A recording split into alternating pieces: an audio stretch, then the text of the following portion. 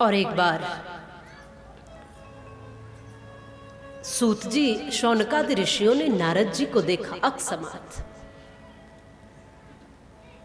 संत का दर्शन, और वो भी देव ऋषि नारद हैं। शौनकादियों ने जब उनको देखा प्रसन्न हो गए और कहते भी हैं कि जीवन में, इस प्रकृति में, इस दुनिया में बहार आती है जब बसंत आता है। प्रकृति में बहार आती है जब बसंत आता है, पर जीवन में बहार आती है जब कोई संत आता है। संतों का आगमन हुआ तो प्रसन्न हो गए। देवर्षि नारद आए।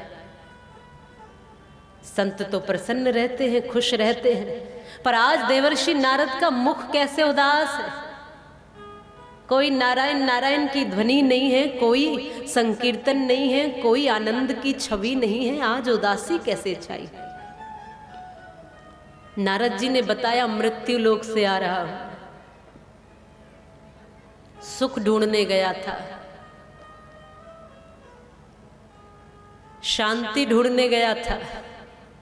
हरिद्वार, कुरुक्षेत्र, श्रीरंग, सेतु बंधन, मथुरा, काशी, कोई क्षेत्र नहीं छोड़ा, कोई तीर्थ नहीं छोड़ा जहां मैं नहीं गया। सब जगह घूम करके आया कि कहीं शांति मिलेगी, सुख मिलेगा।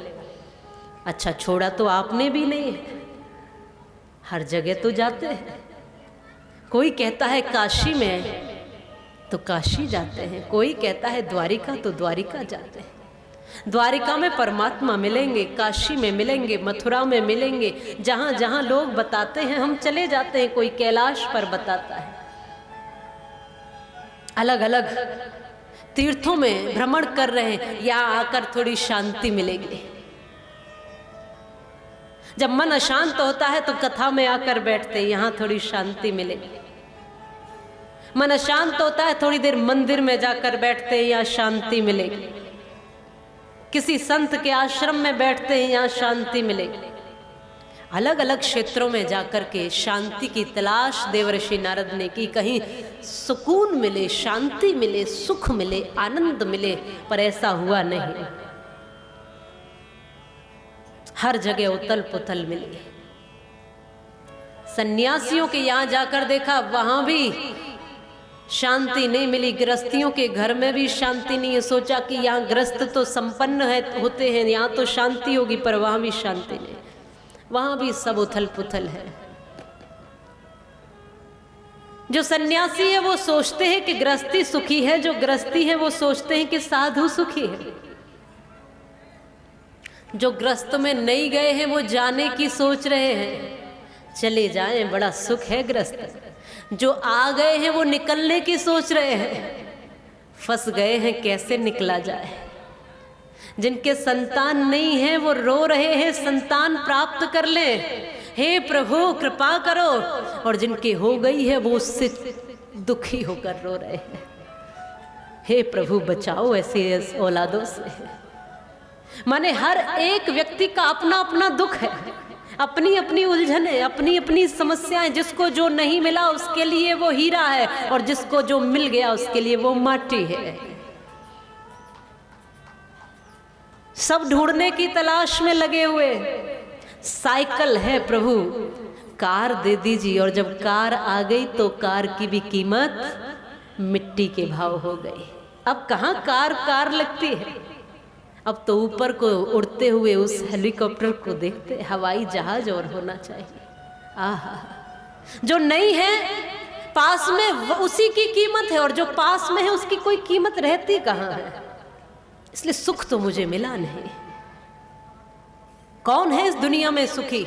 एक बार सभी लोग वेदव्यास जी के पास गए। केचिद वदन्ति धनहीनः जनो जगन्या, केचिद वदन्ति गुणहीनः जनो जगन्या, व्यासो वदत्यखिल वेद शास्त्र विदां वरेण्यम, नारायण स्मरणहीनः जनो जगन्या।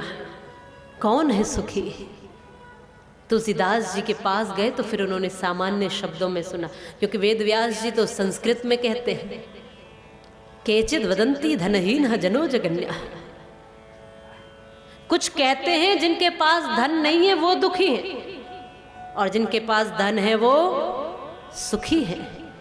कुछ कहते हैं कि जिनके पास बल नहीं है वो दुखी हैं, जिनके पास बल है वो सुखी हैं। कुछ कहते हैं जिनके पास ज्ञान नहीं है वो दुखी, जिनके पास ज्ञान है, विद्वता है, वो सुखी है। कुछ कहते हैं कि जिनके पास परिवार नहीं है वो दुखी हैं, और जिनके पास परिवार है वो सुखी। केचिद वदंती, कुछ बोलते हैं धनहीनः जनो जगन्या, केचिद वदंती, कुछ बोलते हैं बलहीनः जनो जगन्या। धनहीन, बलहीन, बुद्धिहीन, विद्याहीन ये लोग दुखी हैं, बाकी सुखी हैं।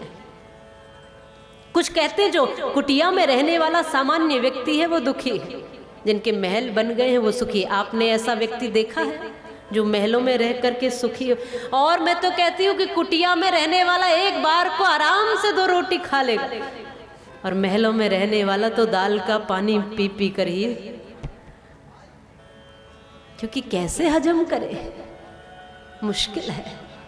तो तुलसीदास जी कहते हैं धनहीन कहे धनवान सुखी, धनवान कहे सुख राजा को भारी, राजा कहे चक्रवर्ती सुखी, चक्रवर्ती कहे सुख इंद्र को भारी, इंद्र कहे चतुरानन सुखी, चतुरानन कहे सुख विष्णु को भारी, और तुलसीदास विचार कहे प्रभु भक्ति बिना सब लोक दुखरे। सब दुखी ही रहेंगे जब तक खुद को नहीं जान लोगे। सभी से हमारी उम्मीदें लगी हुई हैं बस खुद को छोड़कर, और जिस दिन खुद से उम्मीद जगाओगे, खुद का आत्मविश्वास पैदा करोगे, अपनी मेहनत की रोटी खाने का भाव जगाओगे, अपने हिस्से में संतुष्टि रखोगे, अपने कर्म पर भरोसा रखोगे, अपने इष्ट पर विश्वास करोगे, अपनी मर्यादाओं की रेखाओं को समझोगे, उस दिन हम सब सुखी हो जाएंगे। जिस दिन अपने माता पिता के चरणों में बैठना सीख जाएंगे, उस दिन हम सुखी हो जाएंगे। जिस दिन दोनों हाथों से उनका आशीर्वाद हमारे सिर पर मिलने लग जाएगा, उस दिन सुखी हो जाएंगे। जिस दिन शास्त्रों की गहराई सरलता के साथ हमारा जीवन बन जाएगी, उस दिन हम सुखी हो जाएंगे। जिस दिन वेद मंत्र इस धरती पर घर घर में गूंजने लगेंगे, उस दिन हम सुखी हो जाएंगे। गौ माता जब आंसुओं से नहीं रोएगी ना, तो उस दिन हम सुखी हो जाएंगे। इस धरती पर वो सब रो रही हैं जिनको हमने माता कहा। गौ माता भी रोती है, भारत माता भी रोती है, गंगा यमुना भी रो रही है,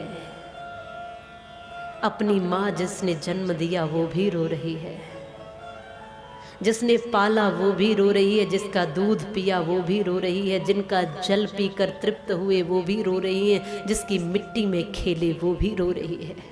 और जब वो रोती रहेगी तो हम कैसे सुखी होंगे?